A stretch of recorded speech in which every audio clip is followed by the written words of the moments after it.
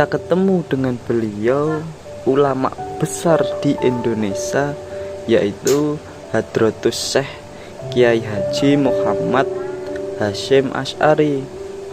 Nah, beliau ini lahir pada tanggal 14 Februari. Beliau ini tokoh besar dan jasanya kalau kita tahu sangat luar biasa sekali bagi Indonesia, bagi negara kita Indonesia.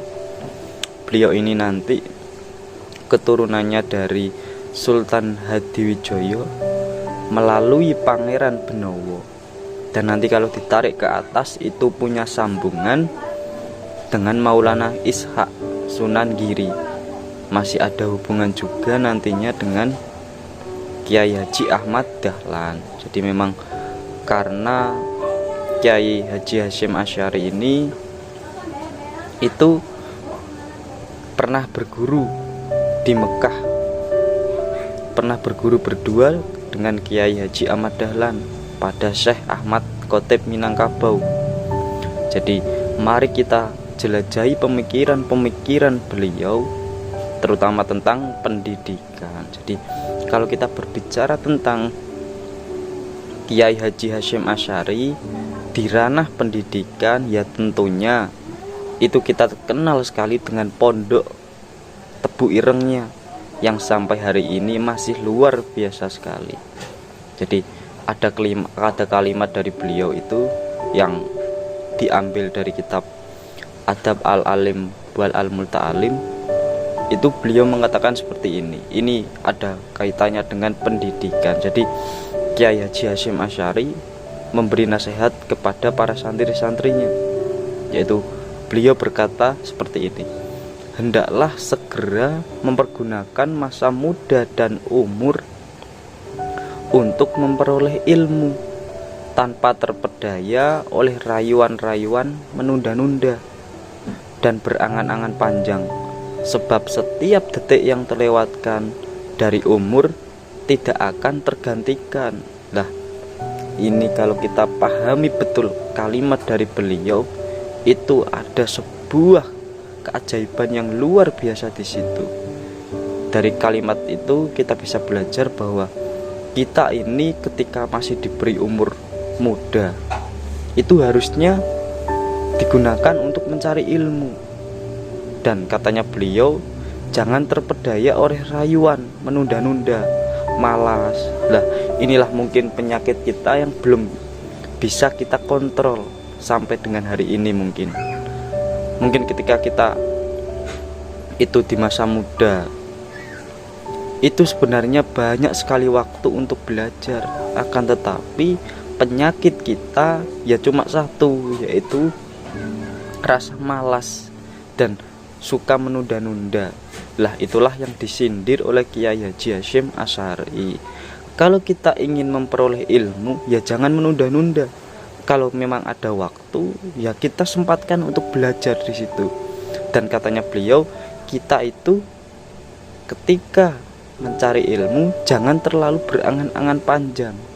Maksudnya begini, ketika kita niat mencari ilmu, kita mikirnya terlalu memikirkan masa depan, nanti kita misal mau jadi apa, bekerja di mana.